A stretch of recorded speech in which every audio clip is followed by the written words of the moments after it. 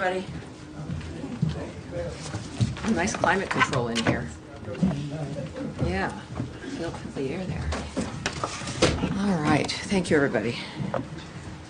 Lights seem a little brighter today. I don't know if that's good or bad.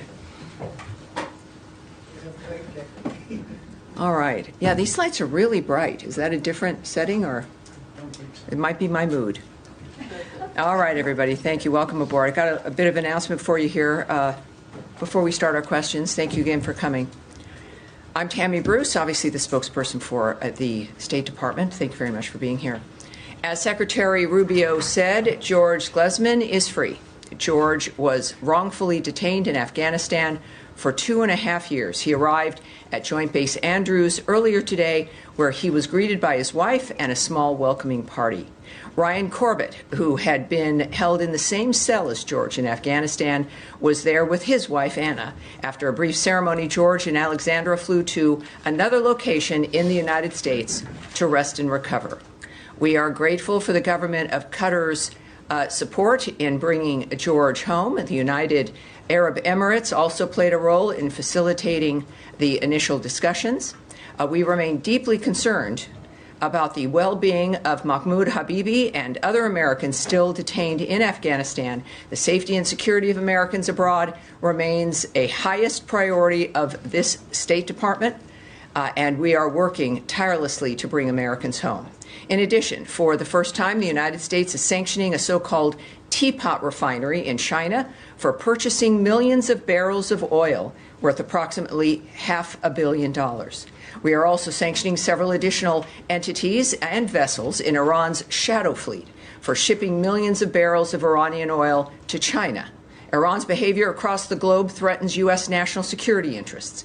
President Trump has reimposed a maximum pressure campaign designed to end Iran's nuclear threat, curtail its ballistic missile program, and stop it from supporting terrorist groups. The maximum pressure campaign is designed to drive Iran's oil exports, which it uses to fund its destabilizing activities, to zero. This includes oil exports to China. Now, also, we know that President Trump has never forgotten or stopped fighting for justice after Sarah Root was tragically murdered in 2018 by an illegal alien who was driving under the influence and became a fugitive from justice. Today, 9 years after Sarah's passing, the night of her college graduation, her parents will know that their tireless advocacy was not in vain. Justice and accountability under the Trump administration prevailed as the culprit of Sarah's death has been extradited from Honduras to the United States so he can face justice once and for all. I want to express, this is the Secretary's statement, he wants to express his gratitude to the Honduran government for their cooperation in this extradition. So that is a statement that's been on the record from the Secretary of State, Marco Rubio, about this excellent turn of events regarding Sarah and the justice now that her parents and her family will be able to enjoy. And I would like to open it up for questions, thinking you might have some. Yes, sir. Oh, Matt. I wanted to just make sure he was watching and listening, Matt Lee. I was actually going to say that I don't really have anything to big I psychically could tell because the page in front of you, sir, is blank. So let's do something different. We'll come back to Matt so he can recover. Yes, sir. Never think of usurping Matt. And let's also do, for people who are watching at home, obviously my fourth briefing. At some point, I won't keep numbering them, but a lot of new people keep watching every time, and it's the American people wanting to get a sense of what is on your minds, what we're doing, and I look forward to doing that. So let's go. 2 questions for you. First off, hope you're doing well. Thank you. Yesterday, the interesting combination of Elizabeth Warren and Joe Wilson sent a letter to Secretaries Rubio and Bessent inquiring about the possible unwinding of broad sanctions on Syria, including investment sanctions, which leads to the question, where does the State Department stand right now on Syria? Is it more the European flavor of kind of opening up the arms a little bit? Is it Israel's view of staying away? It's too dangerous right now. If you can give an overview, it'd be great. I can give you a little bit, certainly. I don't know if a full overview or not, but we are monitoring the Syrian interim authorities' actions in general across a number of issues. as we determine and think about the future U.S. policy for Syria. We also continue to call for an inclusive civilian-led government that can ensure national institutions are effective, responsive, and representative. Local ownership and broad societal support is necessary for stability in Syria and the region, as recent deadly violence on the coast demonstrated. Long-term stability and prosperity for the people of Syria requires a government that protects all Syrians equally. Ultimately, the United States wants a Syria that lives in peace with its neighbors, respects human rights, and prohibits terrorists from using its territory as a safe haven. Clear designs there, clear parameters, easy to understand, and we're watching to see how they behave and how they react. Second question for you. U.S.-South Africa relations obviously not good right now after declaring the ambassador persona non grata. A new issue arising now, the South African presidency putting pressure on the Johannesburg City Council not to move forward with an effort to rename the street upon which the U.S. consulate resides in honor of a Palestinian hijacker. That move by the South African presidency, is that as a result of direct pressure from the State Department, or is that being done on their own volition to try to mend fences? Well, we have seen the reporting on the issue, and we don't comment on internal deliberations between really any city and its government, certainly the city of Johannesburg and the government, in this case, of South Africa. And perhaps South Africa would refer you to Johannesburg or South Africa for more details. But that's what I have for you. Did state get involved in any manner on this? That's what I have for you. Okay, thank you. All right, Matt Lee, who's still, he's scrolling. He's scrolling. I'm trying to find something and I can't find it. Well, welcome to my world. Yes, Nadia. Thank you, Tammy. Two questions. On Sudan first, the army has took over the presidential palace. Do you see a change on the ground, and what is the U.S. position regarding this development? And second, on Gaza, the Israelis are declaring that they want to annex Gaza, or parts of Gaza at least. Is there any new initiative to bring them back to the negotiation table for the ceasefire? Well, first, on your first question, the SAF, the Sudanese Armed Forces, they have retaken the presidential palace in Khartoum. The ongoing fighting in Khartoum further underscores the devastating consequences of the conflict for the people of Sudan, and we continue to urge the warring parties to cease hostilities and facilitate the safe, unhindered movement of life-saving humanitarian assistance. So, we're watching that. I think the world should be. Much of it is watching that situation, and that seems to be an important event. But we're watching and we're aware of it. As far as Gaza, look, we're still dealing with the efforts to have a ceasefire, which we had and was courtesy of Hamas, broken because of their lack of action on the parameters of the ceasefire itself. We, of course, stand by our ally Israel, as I mentioned, every day, happily so. So I certainly won't comment on or speculate on other hypotheses of what people think is going or not going to happen. I think the main goal is humanitarian supplies, the nature of the violence stopping. That is the sole focus of the nature of where we're at this point. I'm going to, well, I don't know. Can I follow up on this? I'll get back to you, Saeed. Let's keep going here.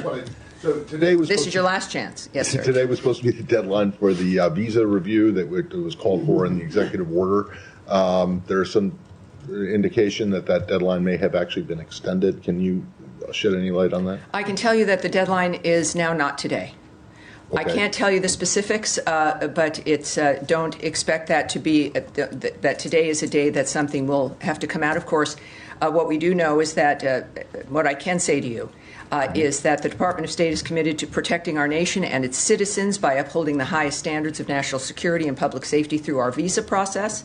As laid out by Trump's executive order, which is what initiated this dynamic, the visa adjudication process must ensure that U.S.-bound foreign travelers do not pose a threat to the national security and public safety of the United States. This was obviously a huge discussion on September 12th, 2001.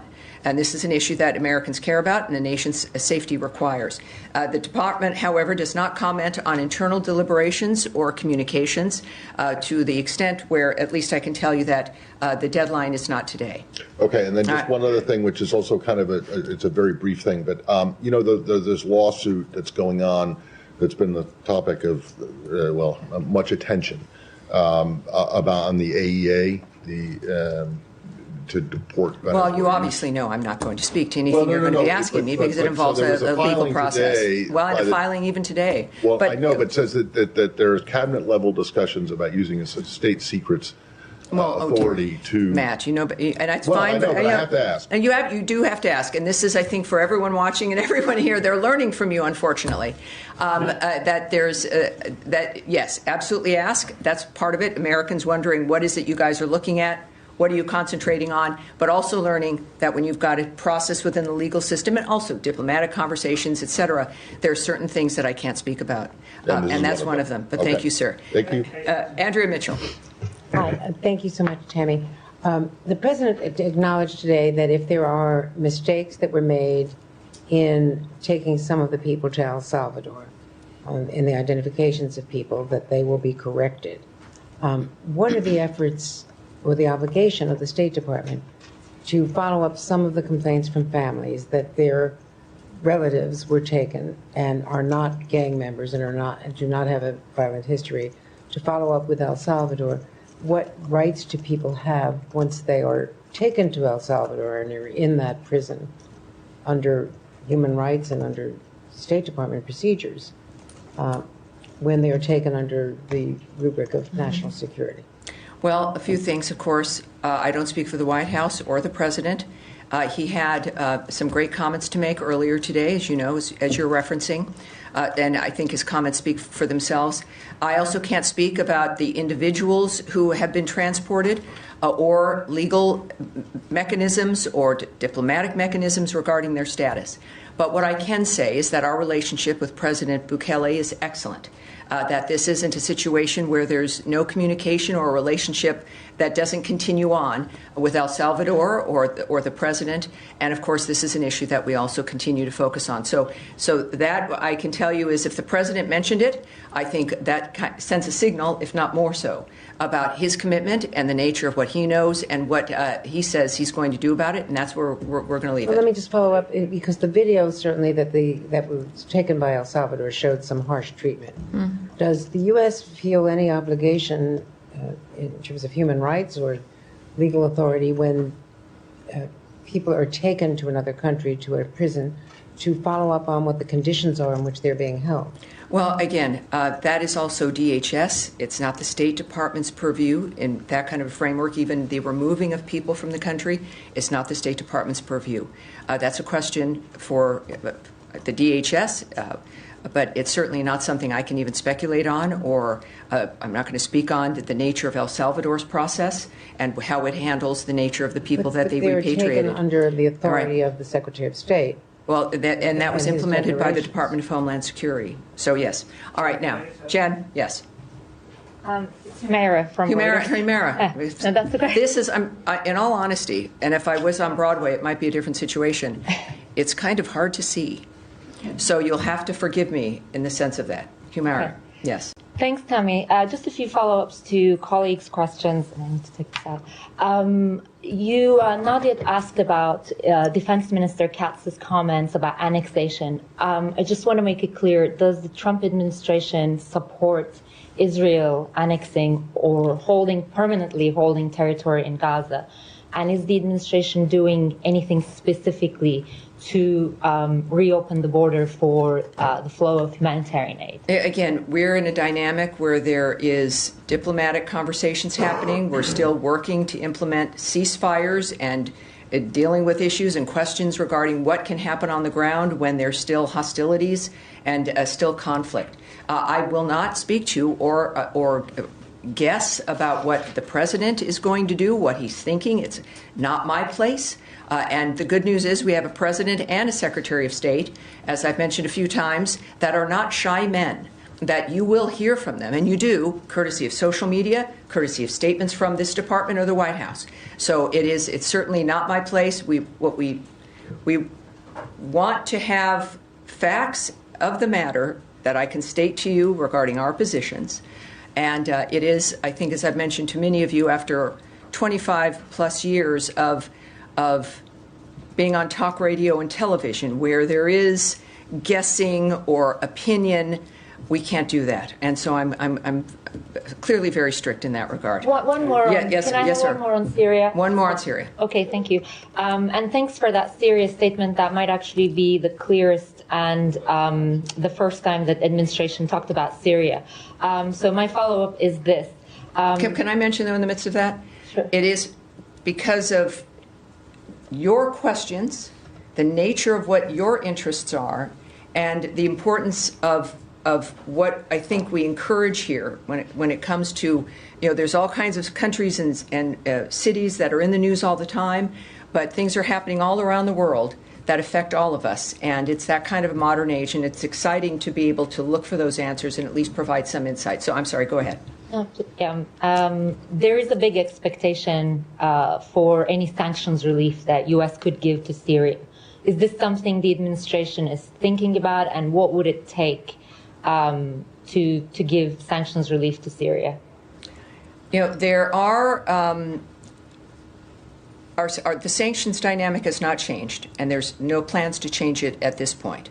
But there is, so the existing measures that have always existed remain, and I understand why that's a question.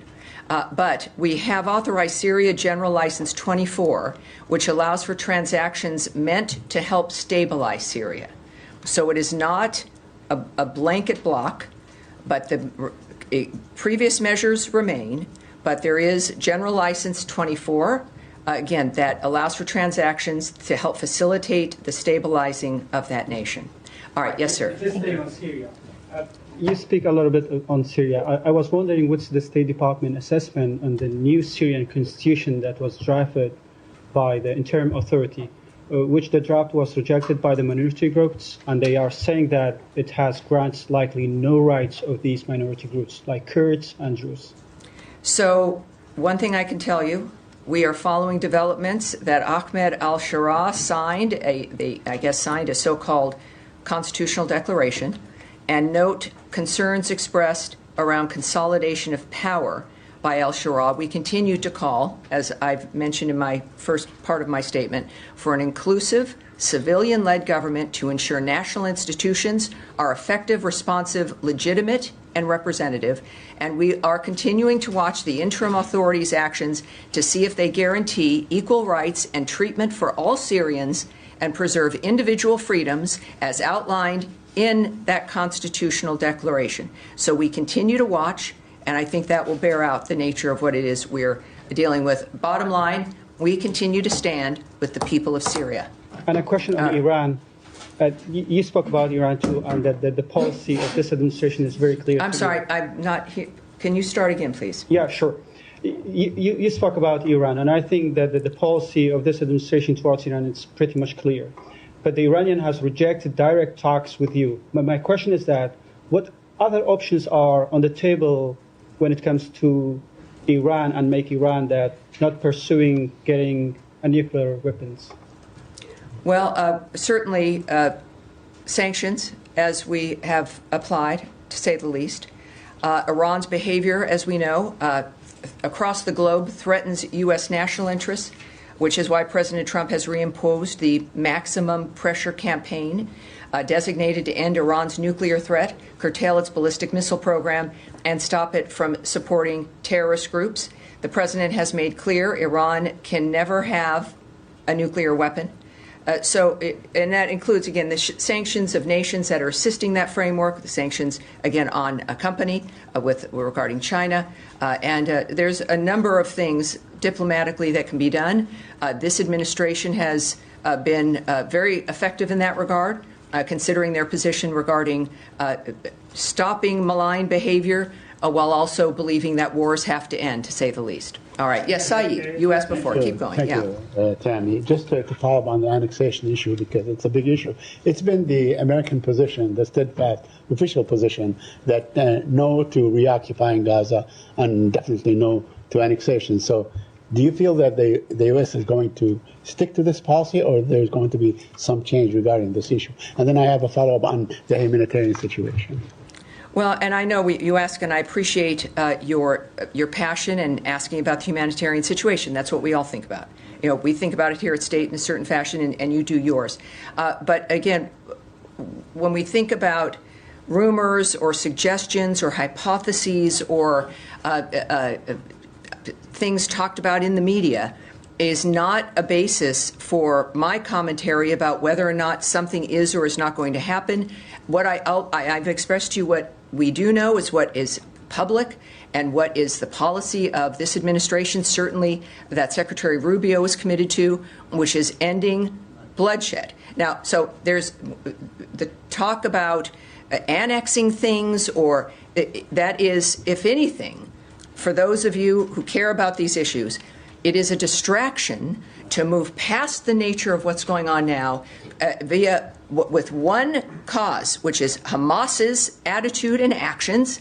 And while we have to deal with what is continuing and not happening because of their choices, we are continuing to try to stop that. So it's interesting that we can continue to keep in light, sir, just a minute, keep in our minds the nature of what's in front of us, which is still to stop the wholesale slaughter of people, the use of other individuals as human shields, the general chaos that causes, and the fact that there are ways to stop it. And that's what we're working on now. But others, perhaps, they want us to always talk about something else to get people distracted about that thing, so you stop looking at what is the thing that we need to deal with immediately. And I look to the Trump administration and to Secretary Rubio as examples of keeping their eyes on the prize and working methodically in this moment to get us to where we need to go. Just to follow. Yeah. Well, yes. Go ahead. I'm going to switch topics, so if you want to stay on the region. Well, well, thank you. We'll stay on the region then. Yes, sir. Tammy just mentioned that your goal is to stop the war and to let the humanitarian aid get inside Gaza, and this is, I believe, the goal of everyone else. Mm-hmm. But according to the UN, Israel stopped aid from going through the crossing 20 days now, consecutively.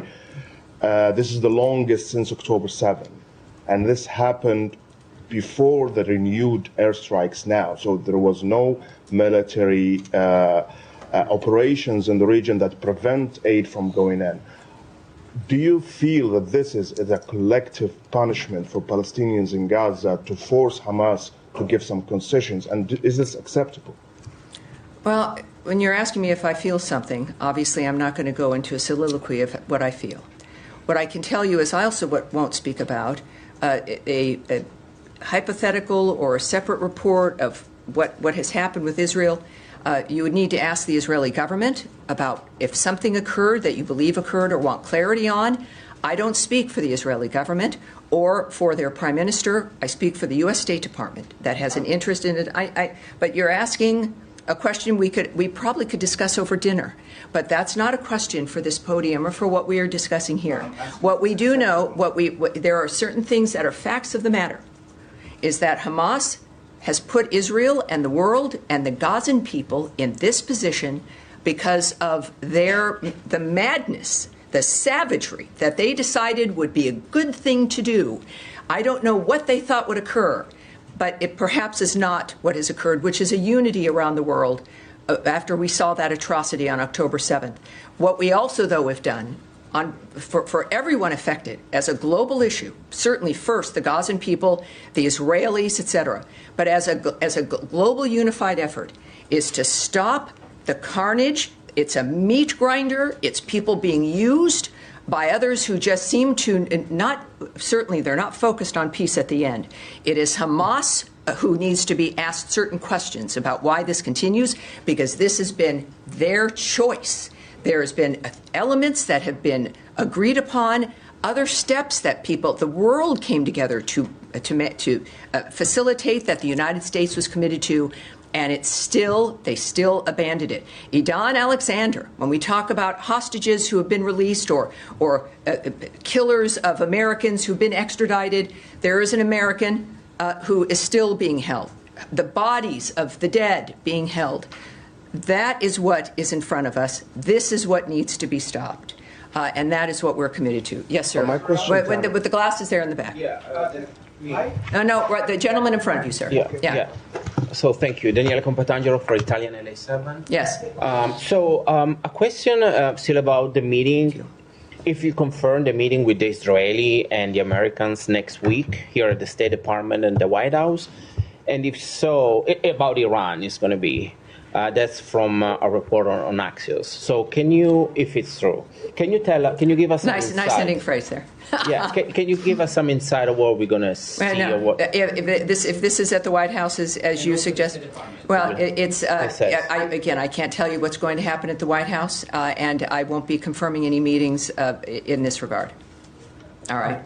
Now you're ready, right? Let's do it. Thank you, Tammy. You got questions about this on Monday. It will have been almost a week since there was the announcement about termination of funds to US AGM broadcasters such as Voice of America and other grantees. As a senator, Secretary Rubio was supportive of the US grantee broadcaster Radio Free Asia. He protected it from cutbacks in the past. Does he want to revive the funding for Radio Free Asia, which broadcasts into countries like China, Cambodia, and Vietnam? And is he aware that due to the funding termination, a number of the journalists who work for Radio Free Asia are potentially could face deportation back to countries like China and Vietnam, where they may face imprisonment as a consequence of the reporting work that they've done for the US government by working for this outlet? And the same goes for Voice of America journalists, who also risk deportation back to countries such as Russia, Myanmar, Belarus, China, and Vietnam. Do you have a comment? Well, I did have that question, and I have the question out to the Secretary. It's something that I'm following up with as well. It has been a story, understandably. You're interested in the answers to this. So I'm going directly to him. He's a busy guy, but I'm going to continue to look for that from him.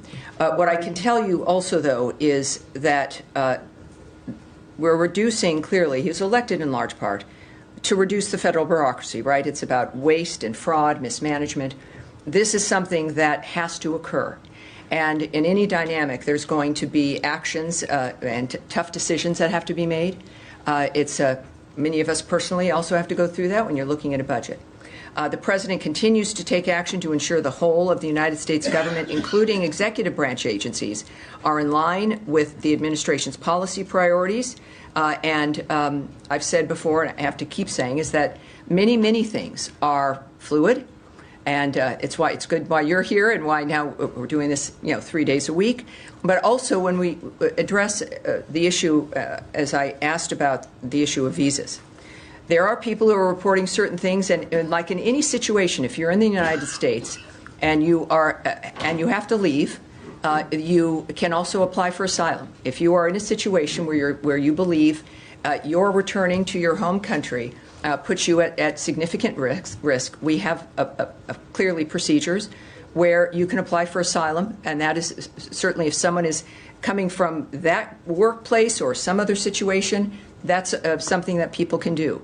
If you have a visa, and every situation is different. That's why we don't discuss individual visa dynamics. But if someone is here and it is a work visa, and their employment is ended, there is a period of time. It's like any other visa dynamic for anyone who holds a visa. And you can learn about that at state.gov. You can talk to, there's a whole host of people that can help you. And I would guess if you're here on a work visa, that was probably a complicated, semi-complicated procedure. And so you're aware of these things. And so this is what is obvious for anyone in this kind of a situation, especially for those worried about the nature of reporting or a dynamic where they're concerned about returning. There are options like that, and that, again, is a very basic situation for everyone in that kind of a situation. Yes, sir. Thank you, Tammy. I will follow up on Iran very quickly, then I'll move to Ukraine, if you please indulge me. Sure. You started highlighting some of the tools in your toolkit on Iran sanctions. I want to ask you about a particular sanction law. It's a law of the land, which is called the Mahsa Act, which requires the administration to target Iranian leadership for their gross human rights violations. Is this administration willing to implement the Mahsa Act? Is this administration what? Willing to implement the act. Well, I'm not. That would take me knowing what their thoughts are or discussing what diplomatic considerations are. issues that I'm certainly not going to speculate on. That's a hypothetical for the most part, and I can't do that. Thank you. Yes, Moving to Ukraine, if I may. Very quickly, Tammy, on Ukraine, I was hoping you could fill us in on the delegation is headed to Saudi Arabia. I know one of them is... Wait, you're going to have to, so maybe his mic can come up. Start again. Yeah, sure. Maybe a little bit more slowly, too. Absolutely. I was hoping you could fill us in on the delegation is headed to Saudi Arabia to discuss Ukraine. Michael Anton from this building is a part of the team. Anyone else you could mention, please? And also any reaction to overnight assault on Ukraine from Russia. I'm not going to speak about the particular individuals on the teams. All right? It is senior officials. It's not principals. But that's what we have. I think it's inappropriate to discuss certainly personnel, let alone senior officials who might be on a negotiation team.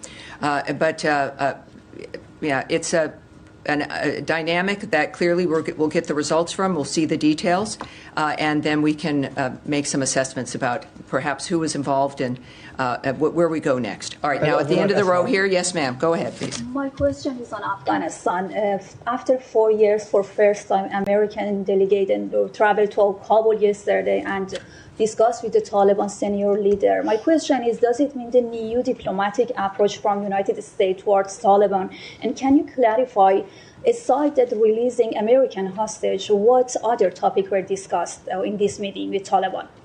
Well, I wasn't at the meeting with the Taliban. Even if I was, I wouldn't give you any details. If there was, certainly these are diplomatic considerations, and we have what the main end result, which I think is the North Star of this framework, is that an American is home. So that's what we have to care about.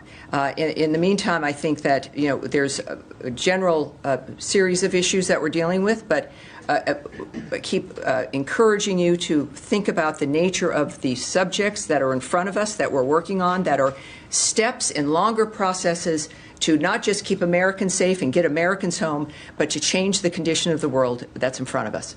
All right, all the way in the back, gentleman with the white shirt. Yes, please. Thank you. Going back to the issue of Voice of America and global engagement media, the State Department was very active fighting disinformation, especially through the Global Engagement Center. They were very important in unveiling Russian state disinformation campaigns, Portal Combat and others in the previous administration. I wanted to ask you if the Global Engagement Center is still active. How concerned are you that RT, Sputnik News, all that Russian disinformation outlets are going to be countered now without American state media to counter their narratives and what they have been doing in the past years? Well, that is a stretch here, and I've mentioned this on Wednesday, that we do have a lot of very familiar structures and systems that are changing. And that doesn't mean that the work stops. It means that the efforts and the outreach and the engagement will look different, perhaps. But our values and what has informed the United States of America from day one through all of this time hasn't changed, and it's why we remain the greatest and the strongest country in the world. And we can have these conversations, but while we're in the process of change in this fashion, it's the change of an administrative structure regarding taxpayer dollars as we assess, is the money we're spending, does it align with the values, with the agenda of the Trump administration that the American people overwhelmingly voted for to get things done? And it doesn't mean burning the house down. It means looking at how we can make it better, what needs to be changed, what needs to be reformed, so that we can spend money in a smarter, more efficient way. So yes, certain entities, certain buildings will be housed differently. Certain attitudes will perhaps change. But the goals and the attitude and the values of the United States not only haven't changed, they've been highlighted by the election of Donald Trump, A man who has brought back the notion of the idea that any American should be forgotten, that there should be no forgotten man or woman, that we have a responsibility to the world, but not in participating and facilitating wars, in doing things new and in a different way, and that includes within the structure of this government and how we apply our values. So I would argue that this is not it's not a retreat. Quite the opposite. This is a preparation to continue the work in a smarter, stronger way. All right, we'll take one more question. Yes, Alex. Thank you so much, Tammy. If I could just follow up on my colleagues' questions, could you take us through the choreography of this weekend at these technical talks? Is it over multiple days? How are they dividing up the two different countries? And then I'll have a follow-up on the Taliban question as well. Yes, this is held very close. This is all very serious, and so I'm not going to answer the details of how it's unfolding. When this is complete, I will pursue the nature of getting some answers and the specifics for that for you. And I do believe one thing I can say is, like with everything with President Trump and Secretary Rubio, things happen quickly. So I would suspect that we will have answers on this very soon. Thank you. And then in terms of just the Taliban, and that was an unusual meeting. It wasn't just Adam Bowler who's in charge of getting hostages out, but he was joined by Zalmay Khalilzad. Does he have a formal role within the Trump administration? And Palestinian-American billionaire Bashar al-Masri was also there. Can you clarify both their roles? Yes. There is no one with an official government role, the gentleman you mentioned. This is certainly not a negotiation. There was no swap made. There was no thing given to accomplish this. As a matter of fact, other hostages from Afghanistan were released on the day of Trump's inauguration, so a little bit after noon on the 20th. So I think this is, in addition to terrific envoys who know how to handle this situation, it is also the impact of a strong America led by a man who is known to do what he needs to do to accomplish his mission. And that is, I think, often an unusual situation. So I hope that answers your question. Why were they there if they don't have official roles? Well, I can't speculate on that. That's something, though, at some point. But I certainly am not in a position to speculate about why they were. Yes, ma'am, the white jacket, and then that's going to be it for today. Sure. After the Istanbul Mayor İmamoğlu's arrest this week, there are indications that Turkish government is now cancelling the main opposition party's latest party convention and will appoint a trustee for the main opposition. What is the U.S. government's reaction to this? Because there are opinion reports mentioning that this operation came right after President Trump and Erdogan's phone call. Is this still internal legal process matter in your view? What's your outlet again, by the way? Oh, great. Welcome aboard. Well, I can tell you a few things. First, we're following the events in Turkey, as you might imagine, including the reported detention of the Istanbul mayor and a large number of municipal employees, journalists, and other individuals.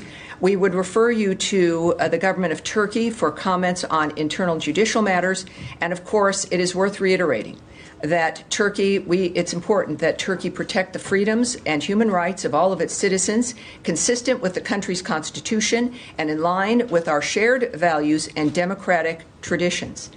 That was for corruption charges, mayor facing, of course, but how about appointing a trustee for the main opposition? Do you have anything on that? Well, if that is going to come up, it's not, again, my place to discuss it or to surmise or to hypothesize either. I think that's going to be it for today. All right, everybody, we will be back on Monday. We will have our briefing on Monday and Friday next week. All right. Thank you, everybody. Thanks for being here. It's a beautiful day out there. Enjoy it.